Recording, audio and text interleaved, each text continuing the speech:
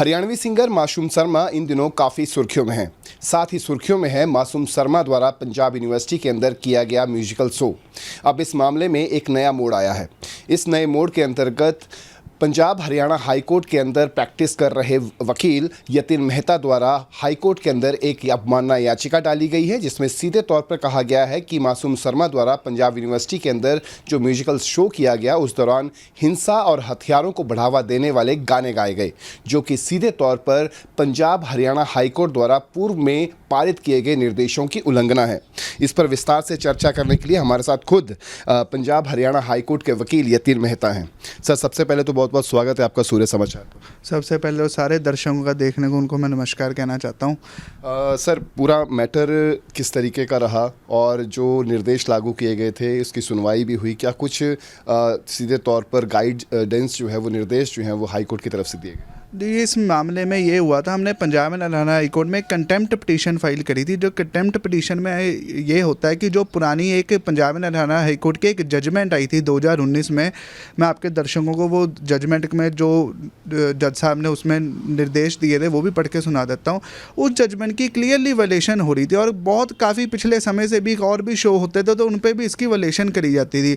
लेकिन हमारी नज़र में एक मामला आया जो पंजाब यूनिवर्सिटी में शो हुआ था, उसमें इस जजमेंट की क्लियर करी गई थी। मैं आपको पढ़ के जजमेंट सुनाता हूं कि हाई कोर्ट ने इसके 10th पॉइंट में 2019 में जजमेंट आई, उसके 10th पॉइंट में क्लियरली कहा था, the director general of police in state of Punjab Haryana and union territory Chandigarh are directed to ensure that no songs are played glorifying the liquor wine drugs violence in any song even in live show.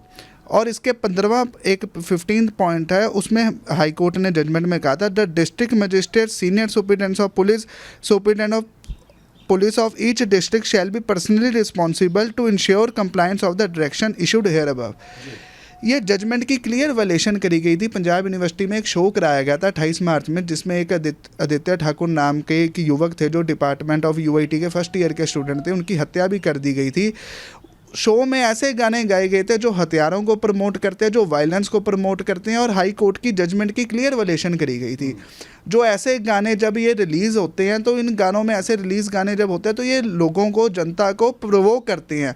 और Punjab university एक study institute है जहाँ लोग पढ़ने आते हैं, विद्या का मंदिर है, वहाँ पर ऐसे गाने गाना तो स्टूडेंट्स के बीच एक प्रवोक, स्टूडेंट इसमें टुवार्ड्स द वायलेंस प्रवोक होते हैं। तो इसके खिलाफ हमने याचिका कंटेम्प्ट पिटीशन हाई कोर्ट में पाई थी। तो जज साहब ने हमारी बात सुनने के बाद इसमें नोटिस जारी करा dean student welfare of Punjab university के खिलाफ, चंडीगढ़ के डीसी साहब के खिलाफ और चंडीगढ़ के डीजीपी साहब के खिलाफ। इन तीनों के खिलाफ एक नोटिस जारी करा और उनको 8 मई को इसमें जवाब देने को कहा है और एक कंप्लाइंस रिपोर्ट देने को कहा है जज साहब ने कि इसमें एक आप कंप्लाइंस रिपोर्ट दो कि आपने 5 सालों में, 5 साल पहले जजमेंट पास हुई थी, आपने आज तक इस 5 साल में जजमेंट में क्या क्या सुधार करने की कोशिश करी है, क्या कैसे इसकी पालना करी है। बहुत बहुत शुक्रिया। तो ये थे हमारे साथ पंजाब हरियाणा हाई कोर्ट के वकील यतिन मेहता, और साथ ही साथ इन्होंने जिस तरीके से कहा कि इस पूरे मामले पर उनकी तरफ से अवमानना याचिका लगाई गई है, उसके ऊपर सुनवाई हुई है, बाकायदा नोटिस जो हैं वो इशू हुए हैं और अब इस मामले की सुनवाई जो है वो 8 मई को होगी। तो 8 मई को